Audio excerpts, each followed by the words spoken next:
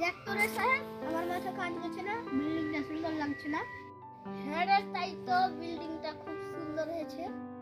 চল তাহলে বিল্ডিংটা আজকে ছেলে বাড়িতে চলে যাই। ঠিক আছে, চল। কি করে?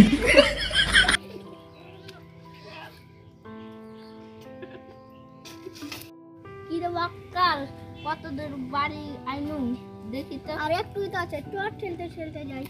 চল।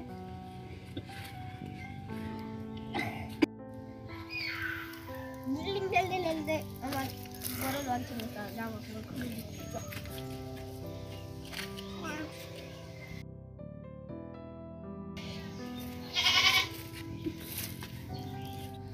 কি রে সাহেব, আমরা তো বাড়ি চলে এসেছি, চল জামাটা নিয়ে আসি।